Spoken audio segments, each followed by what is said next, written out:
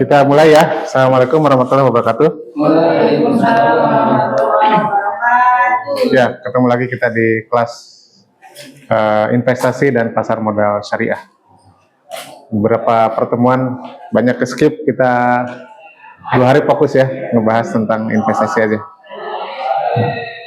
Terakhir kita ngebahasnya tentang sebenarnya why investing ya. Kenapa kita harus berinvestasi ya? Terakhir kita bahas karena ada dua silakan. Karena ada dua musuh. Ada dua musuh ekonomi. Masih ingat apa aja musuhnya? Exchange rate, satu lagi inflasi ya. Di grup kemarin kan saya share ya, yang di grup saya lagi malam-malam tiba-tiba kepikiran tingkat inflasi 3,5% setahun terakhir. Terus nilai tukar rupiah juga merosot kurang lebih 3,5%. Jadi double hit kita. Nggak serta-merta sih 3,5 tambah 3,5 berarti nilai kita merosot 7%. Nggak serta-merta seperti itu. Cuman ya udah bodoh-bodohannya gitu aja. Inflasi 3,5% tambah nilai tukar kita juga merosot 3,5%. Berarti kita tambah miskin. Jadi ya tambah miskin 7%. Atau kalau misalnya investasi itu kita loss 7%. Gitu kan? Cara berpikirnya gitu. Kenapa saya bilang itu cara bodoh-bodohnya? Karena inflasi itu 3,5 itu average kan, tapi inflasi tiap individu itu beda-beda. Itu inflasi mengacu ke sembako, inflasi pendidikan beda, inflasi kesehatan lain lagi, ya kan? Itu dibikin average 3,5. So jadi jangan terlalu nyaman dengan angka 3,5% inflasi.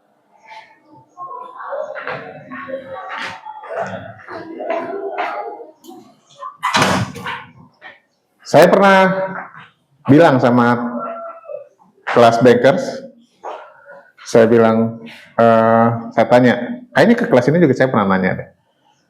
Tahun 2030 atau 2035, do you think rupiah ini akan menuju ke lebih rendah dari 17.000 atau ke 20.000? 2030, saat ini kan menjelang 17.000 kan?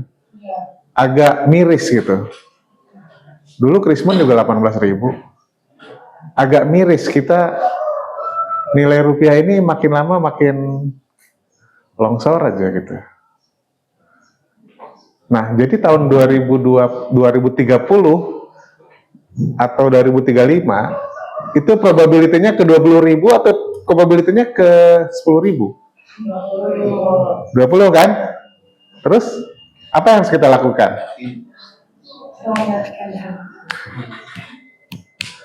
Kita udah tahu tuh masa depan kita itu bakal musim hujan. Terus apa yang harus kita siapin? Gitu kan? Kita sudah kebayang tahun 2030, tahun 2035, alasannya besar peluangnya ke 20.000, bukan menguat ke 10.000. Dan apa yang harus kita prepare?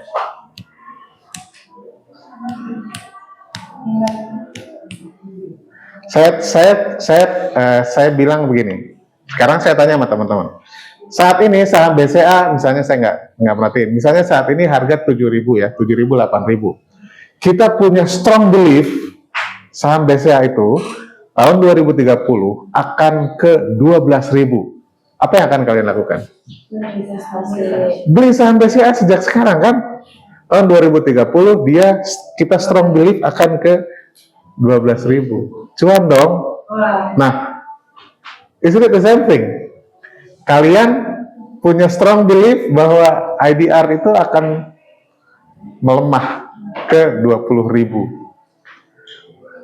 What would you do now? Iya kan udah jelas bakal cuan kan? Nggak ngapa-ngapain, taruh aja di USD. Nggak ngapa-ngapain, kalian pasti dapat cuan. Investasi itu mudah. Cuman kalau 280 juta jiwa rakyat Indonesia berpikir sama seperti di kelas ini, tambah hancur rupiah kita. Jadi di satu sisi nggak enak saya ceritain itu. Saya nggak enak encouraging kalian untuk beli USD. Tapi kan kita harus selamatin diri masing-masing. Gimana dong? Kalau Iya, kayak yang penerima LPDP ganti WNA kan? Ganti paspor. Bukan ganti, anaknya yang dapat paspor WNA. Di satu sisi, di satu sisi kan kabur aja deh. salah Di satu sisi kan tagar kabur aja kan? iya. Tapi di sisi lain kayaknya juga nggak gitu-gitu amat. So, ya gitu deh.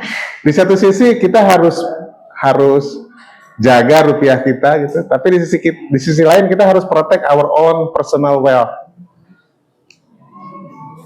If we do nothing, kemarin, if we do nothing, kita tambah miskin. Serba salah ya, gua pertahankan rupiah tapi gua bakal tambah miskin. Gitu. Kan udah jelas ya, maksudnya nggak perlu investasi, nggak perlu mikir panjang-panjang, taruh aja di USD. Terserah mau BCA kayak Mandiri, kayak CME Niaga, Danamon, mereka semua provide tabungan deposito atau tabungan US dollar atau deposito US dollar. Itu musuh penurunan nilai tukar. Kenapa musuh? Kita nggak ngapa-ngapain kok merosot sendiri. Gitu. Inflasi gimana? Sama, lebih parah lagi.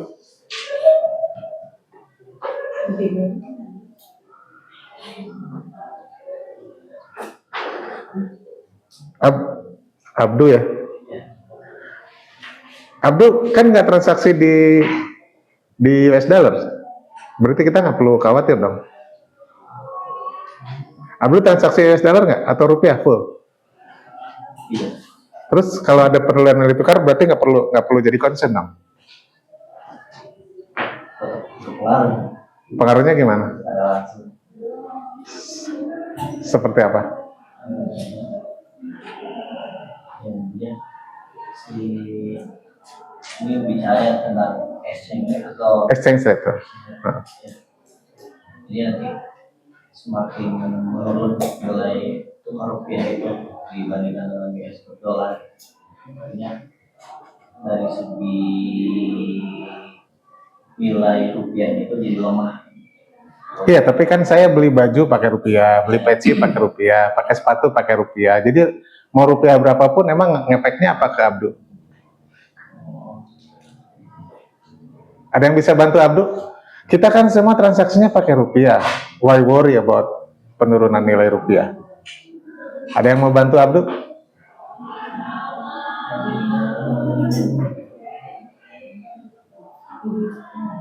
Mungkin ini Pak, Ya. orang kan kita barang-barang datang ekspor dari luar. Kayak baju pun Impor dari luar. Impor dari luar. Kayak baju pun benangnya kan nggak sepenuhnya dari impor dari luar. Jadi ngaruh banget buat. Iya. Itu katanya tuh, Duk. Karena kita memang belinya rupiah sih, tapi kan Oppo yang kamu pakai itu diimpor pakai dolar. Xiaomi yang kamu pakai itu diimpor dari dolar. Tempe yang kamu makan itu kacang kedelainya dari luar ya. Beras aja diimpor juga dari luar. Daging sapi, daging yang kita makan sehari-hari itu lebih banyak sapi dari Australia daripada sapi lokal. Memang kita beli daging sapi itu pakai rupiah sih. Cuman penentuan harganya tergantung exchange rate rupiah terhadap dolar atau rupiah terhadap Australian dollar gitu. Kain aja ini dari Pakistan jangan-jangan. Karena kebanyakan kain-kain yang quality-nya tertentu itu ada di Pakistan. Ini yang garment yang di Tasikmalaya. One of the biggest garment. Itu bahannya itu bukan dari Ranca Ekek, bukan dari Bandung. Dari Pakistan. Gitu. So, jadi gitu deh, secara tidak langsung ya. Secara langsung kita bertransaksinya pakai rupiah. Tapi secara tidak langsung nilai harga itu terdampak dari exchange rate. Gitu sih. So jadi ya gitu deh. Udah kena inflasi misalnya, kena juga dampak nilai tukar, ya agak berat. Hidup nggak gampang gitu.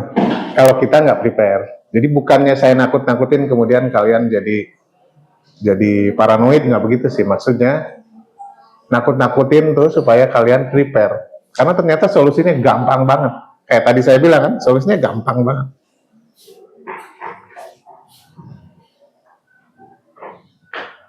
Artinya gaji kalian kalau nggak naik tiap tahun juga artinya kalian tuh tambah makin lama makin miskin. Kalau nanti kalian bekerja, gaji kalian tiap tahun nggak naik, itu artinya kalian tambah tahun tambah miskin.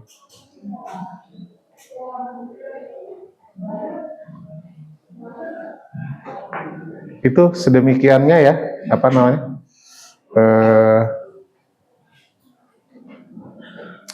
Situasi yang kita hadapi. If we do nothing, kita kena risiko. Do nothing,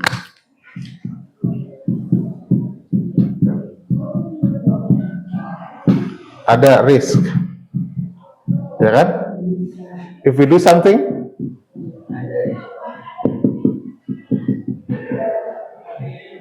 ada risk juga. Risiko ini apa tadi? Inflasi dan exchange rate. Kalau risiko ini apa? Ya bisa macam-macam ya. Ada market risk ya. Ada credit risk, ada macam-macam legal risk, segala macam risiko. Tapi risiko-risiko ini bisa kita mitigasi, bisa kita antisipasi, bisa kita prepare. Tapi risiko ini emang bisa kita mitigasi. Ini risikonya nggak bisa kita kontrol. Kalau yang ini, apapun risiko yang terkait dengan investasi yang kita lakukan, risikonya bisa kita kontrol, bisa kita kendalikan.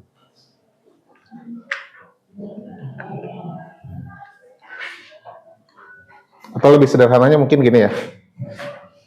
Risiko ini risikonya ada dua, yaitu inflasi dan exchange rate. Kalau ini juga risikonya ada dua, cuan atau boncos. Tapi cuan atau boncos ini bisa kita kontrol, ya kan? Inflasi bisa kita kontrol nggak? Enggak. Bisa nggak saya nggak ikut hitungan inflasi? Bisa nggak? Nggak bisa kan? Enak banget ya gitu. Gak ikutan deh. Saya kan nggak pilih Prabowo, jadi saya nggak ikutan ya. Kan nggak bisa gitu.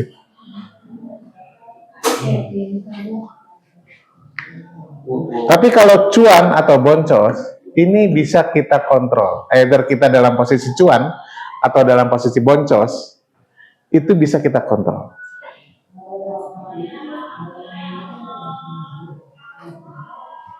Gitu ya. Dua-duanya ada risiko. Hidup ini is about taking risk. Dan ini nanti bisa kontrolnya kan macam-macam ya. Ada yang low risk, medium risk, high risk. Kita maunya yang mana? Ini bisa kita atur gitu. Kalau ini inflasinya dampak yang minimal, dampak kan nggak bisa kan? Sama. Dan nggak bisa kita kontrol.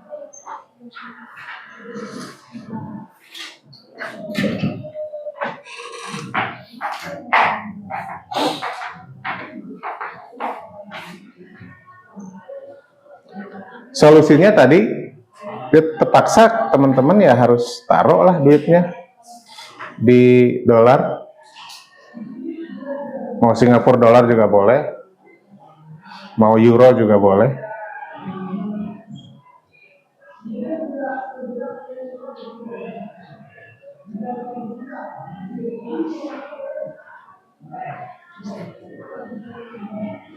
Saya kan belum punya duit Pak. Ya nggak apa-apa, yang penting investasi di kepala aja dulu ya. Karena yang paling mahal katanya investasi leher ke atas.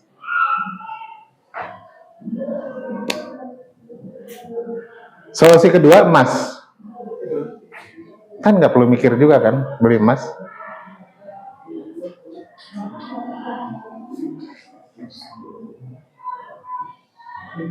Investasi yang nggak perlu mikir. Beli dolar nggak perlu mikir.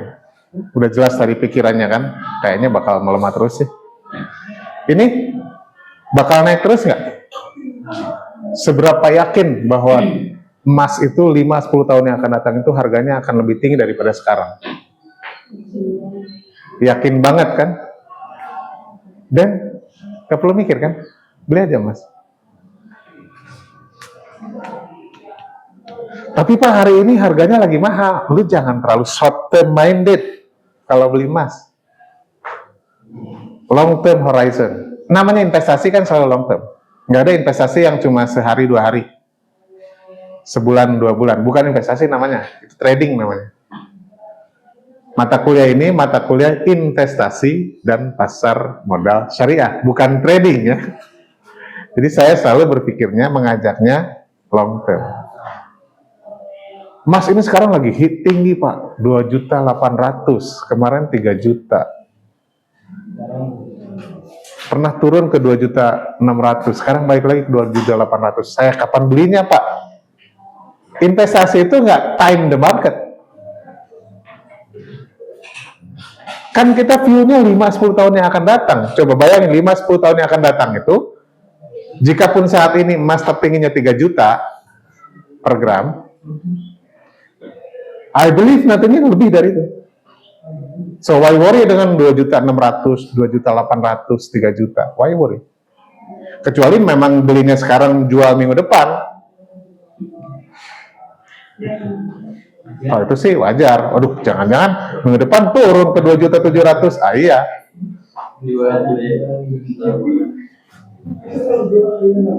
Emas itu makanya disebutnya sebagai hedging, lindung nilai. Nah sebenarnya tadi US dollar yang kita lakukan, kalau kita taruh uang kita di US dollar, itu kita lakukan hedging. Hedging dari risiko exchange rate. Kan kita nggak bisa mempengaruhi exchange rate-nya kan, tapi kita bisa memprotek diri dari exchange rate. Dengan cara apa? Beli dolar. Kita bisa memprotek diri kita dari inflasi. Dengan cara beli apa? Beli emas. Makanya disebutnya dia itu berfungsi sebagai hedging. Hedging itu lindung nilai atau bahasa lainnya adalah proteksi. Ketika dunia gonjang-ganjing, emas naik. Ketika dunia aman, tentram, emas turun. Ada yang bisa ngejelasin nggak ke saya? Ketika dunia gonjang-ganjing, emas naik. Tapi kalau dunia lagi adem-adem aja, harga emas turun. Ada yang mau ngasih pandangan atas statement itu?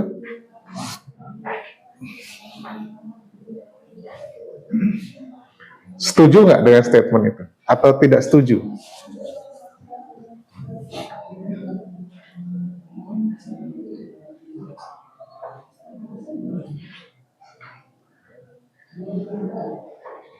Itu menurut saya sangat strong tuh, poin ketiga tuh.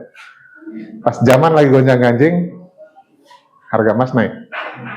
Pas zaman lagi adem ayem, harga emas turun. Setuju atau nggak setuju dengan statement itu? Why? Apa logika di belakangnya?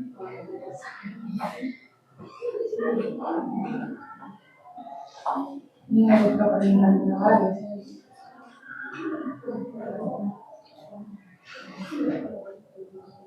Saya tuh susah nginget-nginget nama ya, sorry ya. Sorry banget, saya susah nginget nama. Kalau yang namanya Cepi ada yang masuk nggak? Cepi. Mana? Nggak ada ya? Ingat nama Cepi itu kan lupa mukanya yang mana, saya lupa lagi.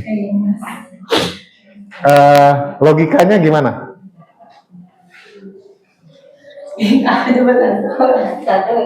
Jangan takut salah ya. Karena menurut Anda Hah? asalnya misalnya kalau emas itu kan jadi kayak nilai gitu kan Pak, Iya. nilai dari semuanya gitu kan. Kayak waktu dulu terjadi dalam dunia itu emas naik gitu kan. Kayak kemarin juga terjadi kan emas tuh tiba-tiba naik gitu drastis. Pas ada momen apa tuh Ada kemarin? IHSG, Pas momen apa ya harga emas? baru bulan kemarin kan Pak, bulan ini sih politik. Pokoknya itu ya Pak. Pokoknya gitu deh. Ada ekonomi, pokoknya Siap. emang lagi ramai banget ya. Jadi emas naik gitu drastis, terus dia tiba-tiba turun karena emang udah reda gitu kan. Jadi mungkin secara logikanya karena emas itu nilai dari segala dari semuanya gitu kan, dari mata uang atau dari aset dan yang lain-lain. Iya. Iya betul. Betul. Kadang disebut juga sebagai safe haven. Istilahnya itu.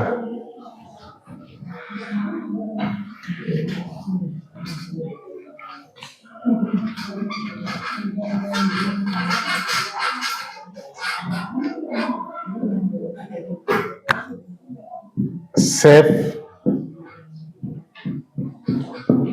Kadang istilahnya gini tuh, safe haven. Jadi tempat apa ya? Tempat berlindung, namanya juga kan lindung nilai kan, tempat berlindung. Jadi kalau di luar sana lagi gonjang-ganjing, orang pada masuk sini cari perlindungan. Akibatnya di sini desek-desekan orang kan, akibatnya harganya itu. Tapi kalau lagi dunia lagi adem-adem aja, nggak ada yang berlindung di rumah ini, semuanya pada keluar. Ada yang beli kripto, ada yang beli bond, ada yang buka usaha, ada yang sehingga di sini rumah ini jadi kosong. Kalau rumah ini kosong, maka harga rumah ini jadi Murah. gitu. Jadi kalau ada dunia gonjang-ganjing, semuanya pada ngumpet. Cari aman. Trump berulah, ngumpet kan?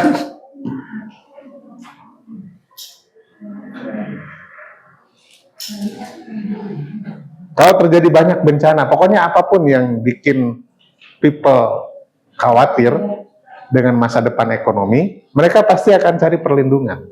Dan perlindungan yang paling terbukti sejak zaman Fir'aun adalah emas. Itu logikanya. Kenapa? Pada saat dunia gonjang-ganjing, emas naik. Jadi kalau misalnya lihat, perhatiin aja teman-teman, kalau emas sampai 3.000 lagi, berarti dunia lagi nggak baik-baik aja.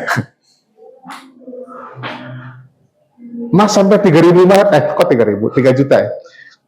Emas sampai 3.500.000 sampai 4 juta, berarti people is getting worried. Jadi jangan senang kalau harga emas naik.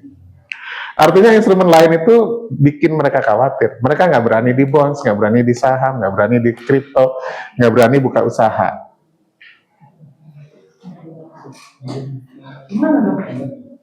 Semuanya itu tumpuk di logam.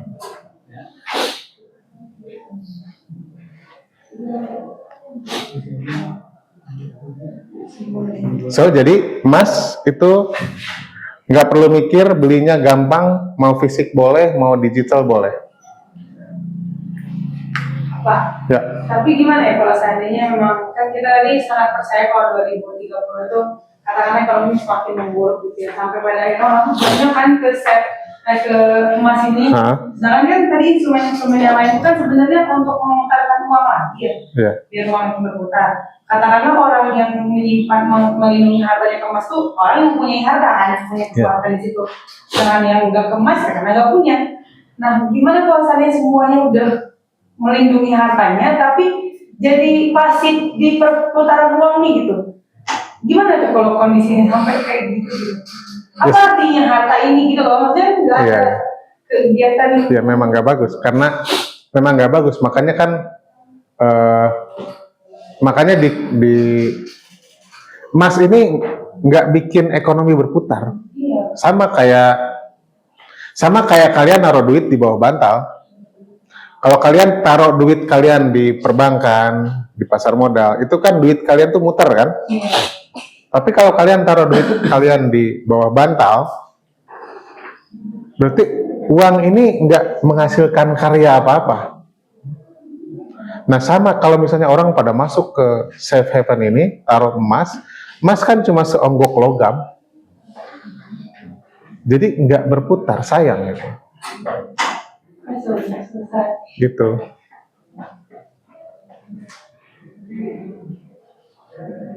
Berarti Mas ini nggak selamanya jadi solusi kalau gitu? Enggak, bukan solusi secara ekonomi makro ya, bukan. Tapi solusi untuk individu-individu, persis seperti tadi tuh. Kalau semua orang pada ikutin saran saya, buka rekening US dollar, terus apa kabar dong rupiah? Ya kan? Jadi solusi untuk individu-individu, tapi bukan solusi untuk ekonomi makro.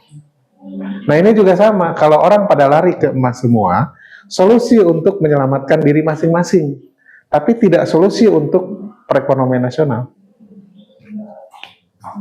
Gitu.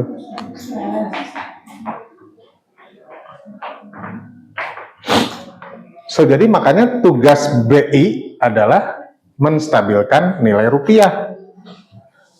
Tugas rakyat menyelamatkan diri masing-masing kalau kagak dibantu.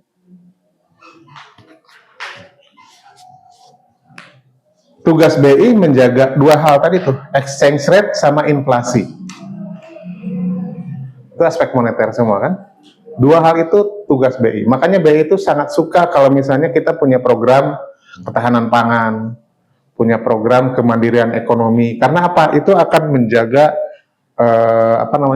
karena tugas dia adalah mengontrol inflasi. Jadi apapun yang dilakukan BI, yang BI sering datang ke kita nih, ya. Kenapa? Karena kita ada di sektor real dan kita akan salah satu yang bisa berdampak ke inflasi. Contribute ke inflasi, either memperbaiki atau mengurangi, atau memperbaiki atau memperburuk. So, jadi misalnya kita punya program ketahanan pangan, itu BI senang banget. Kenapa? Itu memperbaiki tingkat inflasi. Karena tugas dia dua, kontrol inflasi, stabilkan nilai rupiah. Itu tugas BI. Tugas kita apa? Be prepared kalau terjadi sesuatu yang nggak kita harapkan.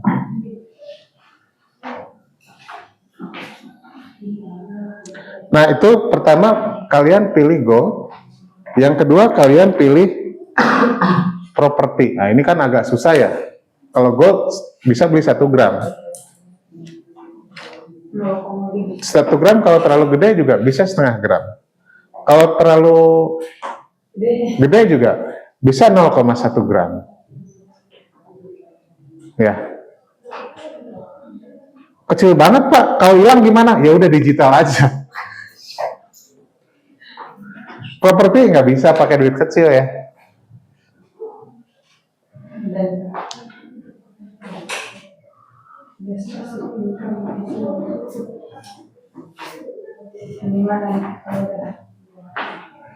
Apa bedanya risiko saham dengan risiko properti?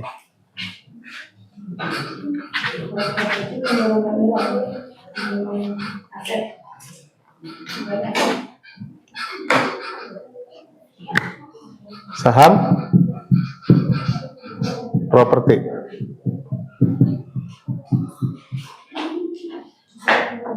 Kalau kalian punya uang 500 juta, mendingan beli dan bermaksud supaya 500 juta itu bertumbuh setahun 2 tahun yang akan datang. Setahun 2 tahun yang akan datang. Atau 5 tahun yang akan datang. In between gitu ya. So you have this money, 500 juta.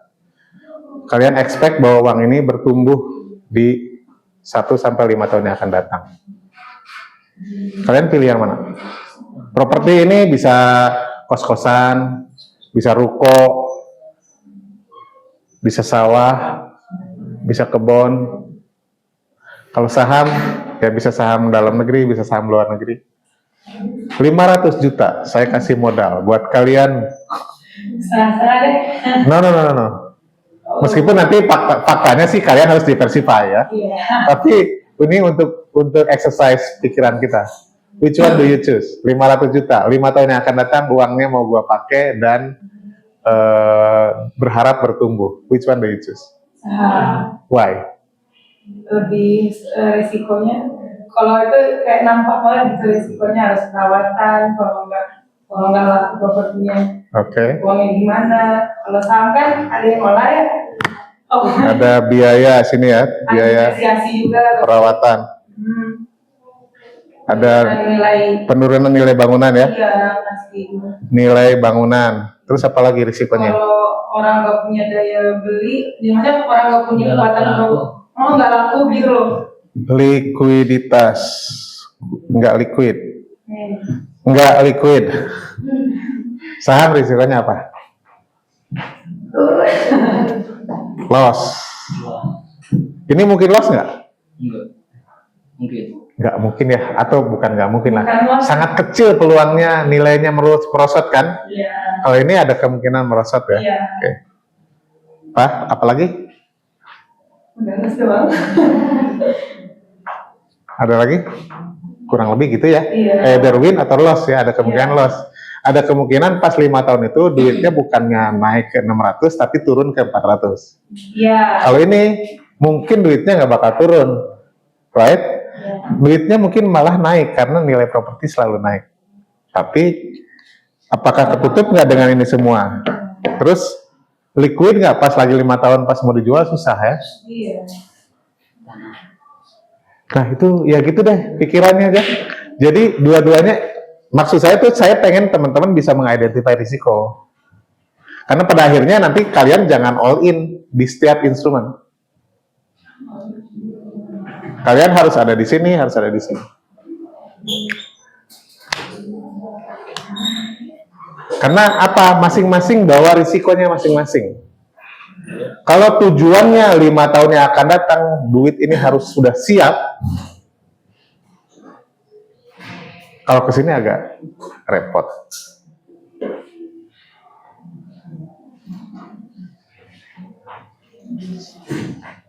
Gitu ya. So, jadi ini solusi bisa ngalahin inflasi. Secara long term ini bisa ngalahin inflasi. Cuman ini masalah likuiditas ini jadi masalah. Emangnya bisa jual seember dulu tanah? Kan nggak bisa. Yang kedua, ini yang ketiga, stok udah sering kita bahas ya. Jadi alternatif kalian bisa ke emas, bisa ke properti, bisa ke stok, bisa ke bond, bisa ke reksadana. Yang saya nggak terlalu encourage ya. Masih ingat kenapa saya nggak encourage teman-teman beli reksadana? Apa sih itu? Sering itu kan gagal belinya kan kayak ada yang mau kasih duit. Sering gak tercapai juga. Terus juga uangnya habis dimakan waktu itu. Jangan lupa dong. Kalau ada influencer selalu bilang bahwa taruhlah uangnya di reksadana, taruhlah uangnya di reksadana, berarti dia terlalu textbook. Kalau reksadana Amerika sih iya, reksadana Indonesia, aduh problem satu, nggak ngalahin benchmark,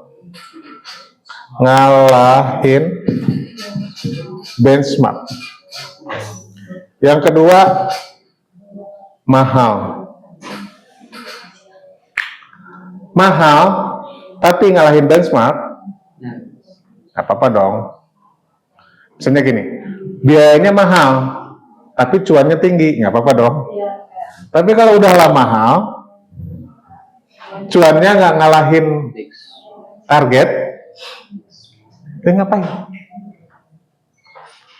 Benchmark itu maksudnya target. Jadi kalau dia punya benchmarknya ngalahin IHSG, kalau IHSG naik 5%, dia harus lebih besar dari 5%. Itu namanya benchmark. Kalau IHSG turun 5%, dia turunnya harus lebih besar dari, jangan di bawah, harus lebih besar ya. Harusnya ke 4, ke 2 gitu. Jangan dia malah ke 7 minusnya. Jadi bukan selalu positif, benchmark itu nggak selalu positif, karena kan IHSG bisa positif, bisa negatif kan. Cuman target dia adalah kalau positif dia harus lebih tinggi, kalau negatif pun negatifnya jangan lebih dalam. Itu benchmark. Nah kalau misalnya dia bisa outperform benchmark, dia bisa ngalahin benchmark, mahal juga nggak apa-apa dong.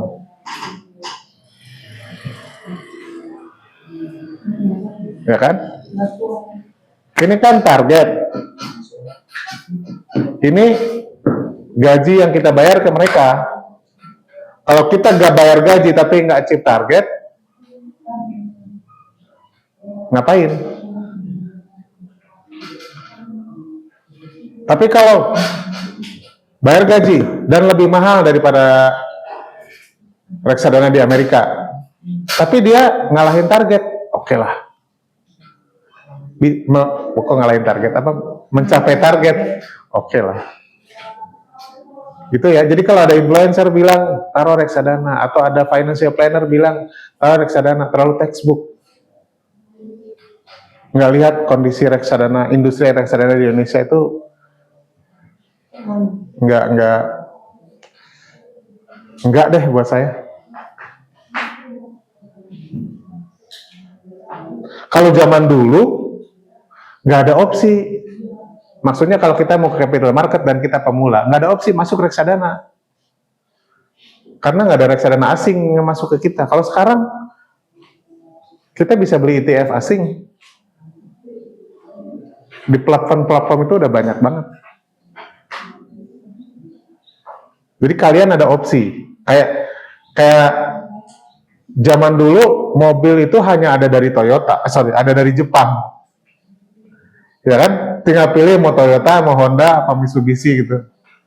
Tapi sekarang ada versi China. So you have more options. Zaman dulu 10 tahun lalu kali ya, reksadana dia hanya reksadana lokal. Yang seperti ini situasinya. Ya sekarang customer bisa banyak pilihan.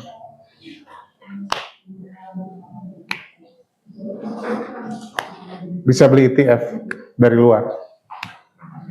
Biayanya lebih rendah dan mereka selalu lebih keren.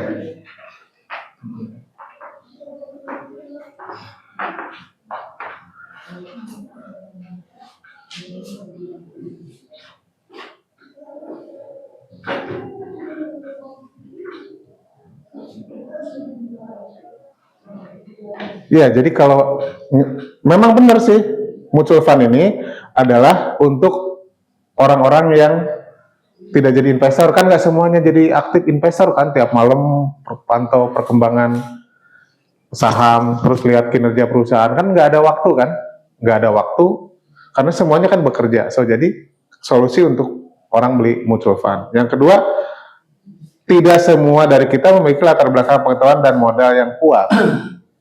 Kalau mau beli bonds yang besar kan harus pakai duit rame-rame, duit gede kan. Tapi kalau beli reksadana, jadi semuanya kayak chip in sedikit-sedikit, lama-lama uangnya gede buat beli instrumen yang lebih besar. Karena kita semua ingin belajar investasi dengan modal minim dan super murah. Ya ini textbook. Memang betul begitu. Cuman lihat faktanya, reksadana di Indonesia nggak ngasih cuan yang reasonable lah buat customernya. Apakah saya discouraging industri reksadana dalam negeri? Kan gitu ya, kontroversi. Gua ngomong jangan beli rupiah, terus sekarang jangan beli reksadana lokal. Kok kayak mengencourage industri keuangan dalam negeri?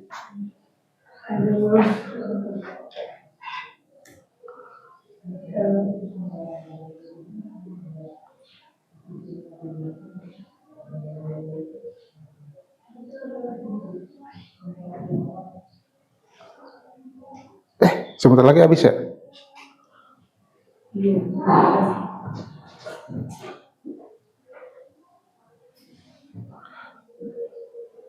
Pak mau nanya. Ya, silakan. Gimana pandangan Bapak terhadap Mas digital? Karena kan ada pendapat yang tidak memperbolehkan. Maksudnya secara syariat? Gimana?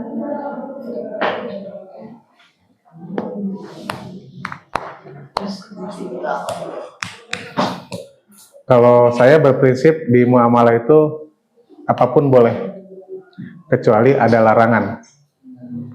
Al aslu fil muamalati al ibahah. Kecuali ada yang Udah Ustaz juga. Iya, tadi ada juga. Bener saya mau masang muamalah. Boleh. Boleh.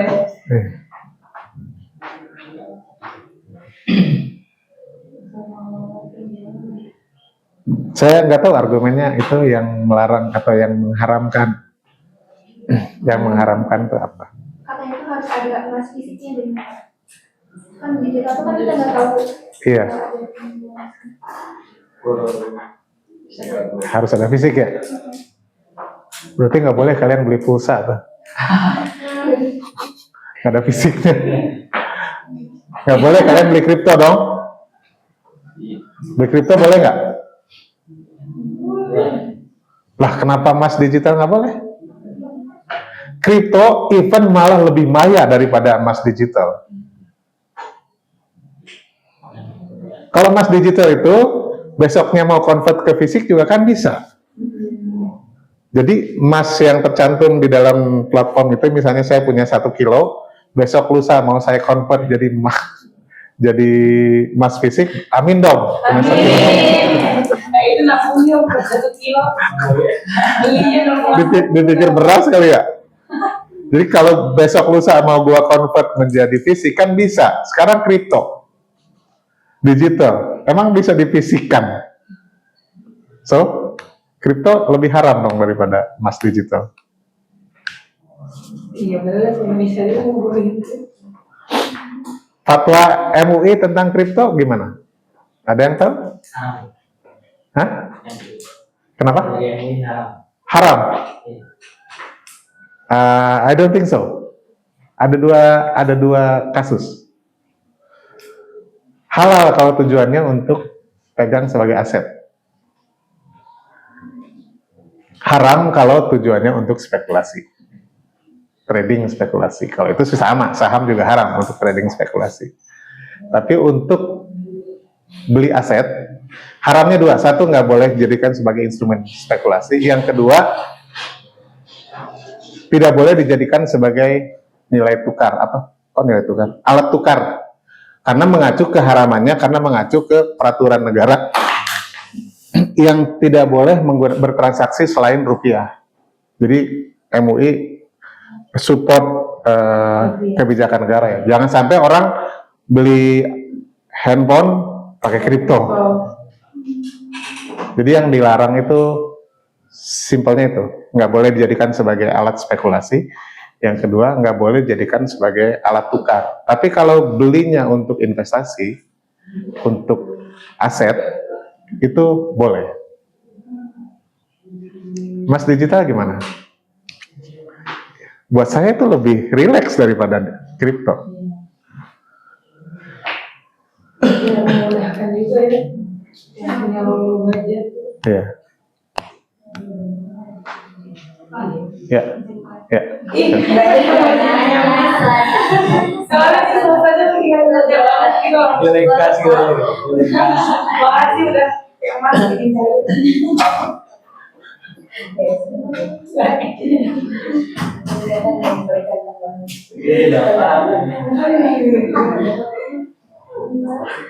Ini kalian udah paham ini 3 istilah ini? Money market, capital market, sama derivative market. Money market itu bukan forex market. Money market itu instrumen jangka pendek di bawah setahun. Saya bisa berinvestasi di sini atau di sini. Ini konteksnya produk keuangan ya. Nggak ada kaitannya sama fisik atau nggak ada kaitannya dengan komoditi. Kayak emas itu kan komoditi atau properti kurang lebih itu bukan produk keuangan. Ini dalam konteks produk keuangan, saya bisa berinvestasi di money market, capital market, derivative market. Ini namanya aset class disebutnya. Ini juga sebenarnya ada 2. capital market itu ada dua. Ada stock market, which is saham, dan ada namanya debt market, pasar utang. Satu-satu ya. Money market itu apa? Instrumen jangka pendek. Jangka pendek means di bawah 1 tahun. Deposito. Yang kalau kalian beli itu adalah instrumen money market. T-bills ini maksudnya kayak sertifikat Bank Indonesia. Yang beli bukan kita rakyat, yang beli itu institusi bank.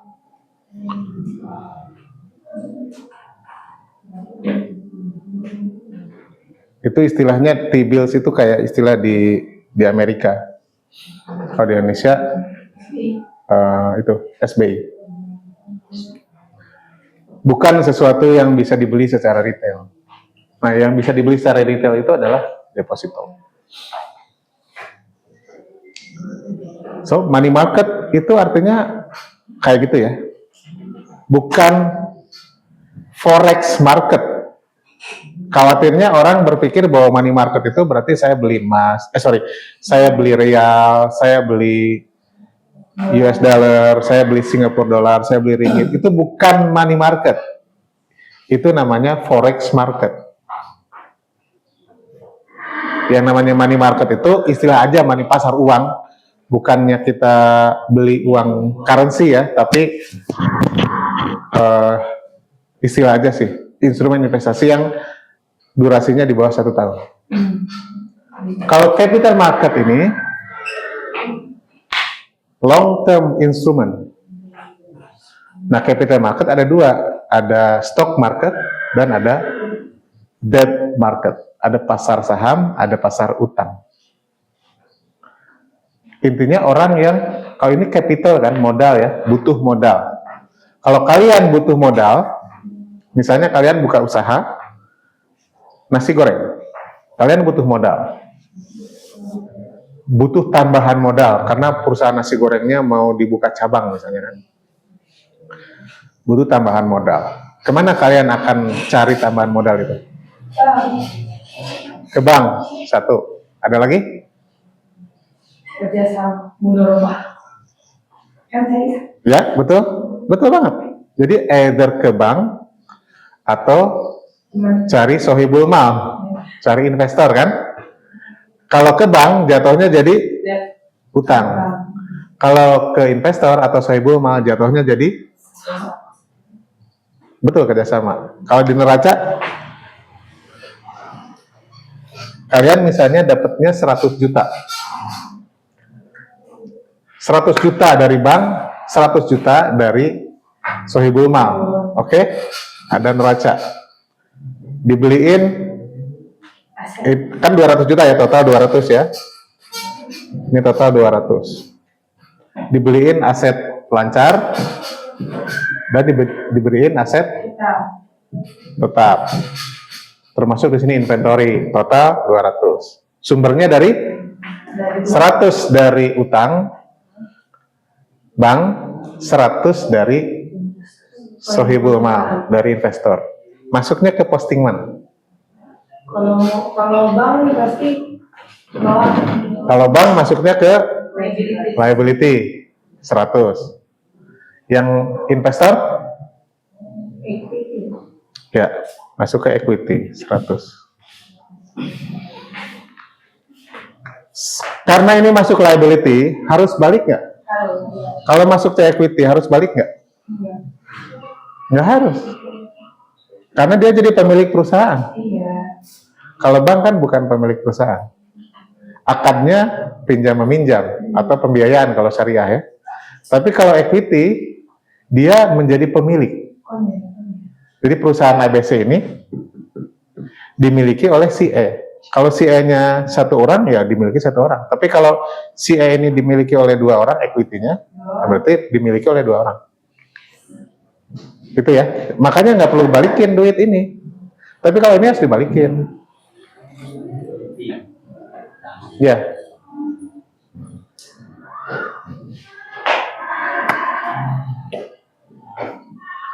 Mana yang enak? Cari utangan atau cari investor? Apa kelebihannya investor? Nggak perlu balikin ya. Apa kekurangannya? Atau konsekuensinya? Ya bagi hasil oke lah, cuan lah. Gua bagi hasil kan, kalau hasilnya positif gua bagi, kalau hasilnya negatif ya sama-sama kita menderita. Oke? Ada nggak apa namanya? Bukan madarat ya, eksesnya atau kekurangannya atau konsekuensinya? Lebih ke karena partner, isinya jujur aja. Kita posisinya kan jadi pengelola kan? Nah, si pengelola kan jadi tidak menguasai perusahaan ini. Karena perusahaan ini dikuasai oleh si investor. Jadi si pengelola jadi punya atasan. Pemilik sahamnya adalah investor. Si pengelola hanya sebagai CEO aja. Jadi dia tidak punya kontrol penuh. Perusahaan mau dibawa kemana itu harus nanya dulu sama pemilik baru ini. Tapi kan ada masa waktu kan, ada waktu. Enggak.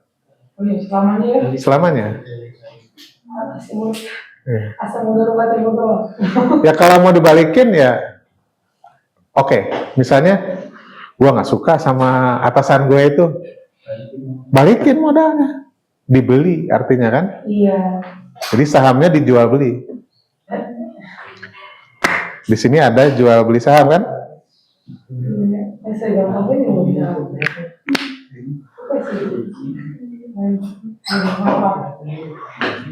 Kalau ini kerugiannya mau usahanya bagus, usahanya jelek, kita harus bayar cicilan dan bayar bunga atau margin.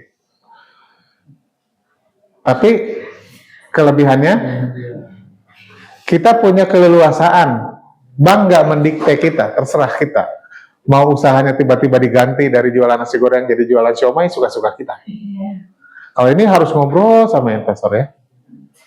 Udah lah, bukan aja. Jadi mending yang mana? Orang bikin usaha tuh nggak mau diatur. Ada yang ngatur. Ya, masing-masing ada konsekuensi ya. Iya. Ini dalam bahasa keuangan lebih luasnya, ini adalah bonds. Diperjualbelikan. Ini saham.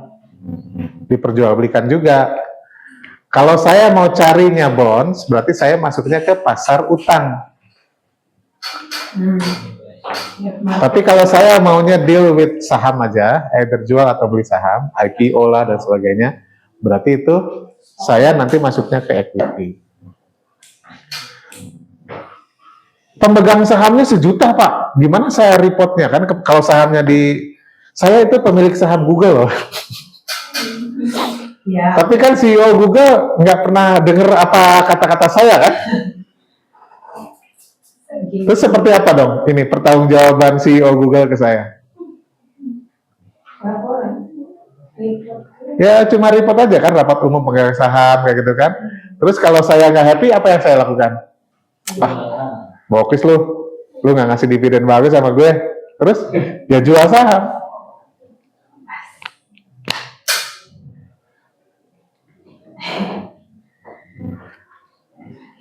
Goto dijual ke publik kan dengan IPO. Goto, kalian tahu dong, waktu Goto itu kan happening banget tuh IPO-nya. Kayaknya semua orang pada beli saham Goto di IPO. Jadi harga 400 rupiah per lembar. Ada yang tahu nggak sekarang harga Goto sahamnya berapa? Ada yang sempat merhatiin nggak?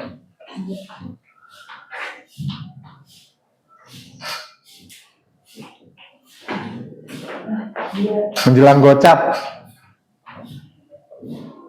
dari 400 per lembar sekarang menjelang 50 perak per lembar saham Goto. Investornya nggak happy pada keluar.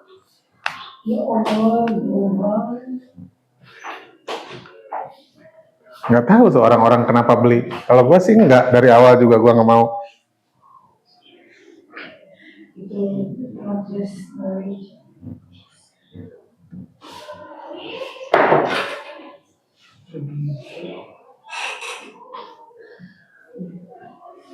Udah habis ya waktunya ya? Ya gitu ya. Jadi ada money market, ada capital market. Capital market itu ya pasar di mana terjadi jual beli instrumen surat berharga. Surat berharga ada dua versi, ada versi surat utang, ada versi saham. Nah, kita terserah mau beli yang mana. Sebagai pemilik uang, kalau saya punya uang 100 juta, mendingan saya masuk beli bonds atau beli saham. It's up to you. Masing-masing punya karakternya ya. Ada kelebihan dan kekurangannya. Risk profile-nya beda-beda. Kalau ini kan enak, coba orang bank kan enak banget ya, tiap bulan terima cicilan plus bunga, sementara yang kerja belepotan, ya kan? Nah kalau kita mau kayak bankir gitu, ya udah beli bonds, gitu kan? Tiap bulan bank itu terima cicilan dari nasabahnya kan, plus bunganya. Bahasa gampangnya enak banget tuh bankers. Di kantornya ber-AC, berdasi, kita yang nyicilin tiap hari, tiap bulan, tiap minggu, keringetan. Kita yang keringetan, dia yang kipas-kipas. Nah, kita bisa jadi bankir. Beli aja bonds, government bonds paling gampang.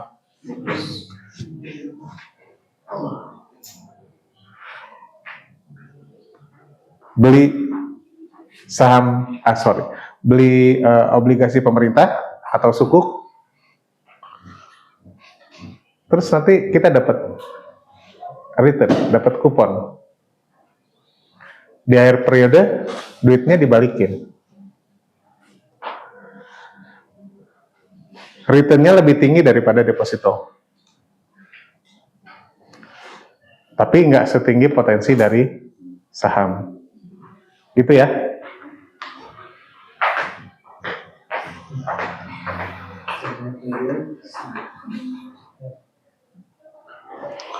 Oke, sementara gitu, besok kita lanjut lagi materi sama tentang investasi. Kecuali kalau sebelum tutup, kalau ada yang mau nanya, silakan. Cukup ya? Oke. Sampai ketemu besok. Assalamualaikum warahmatullahi wabarakatuh. Waalaikumsalam.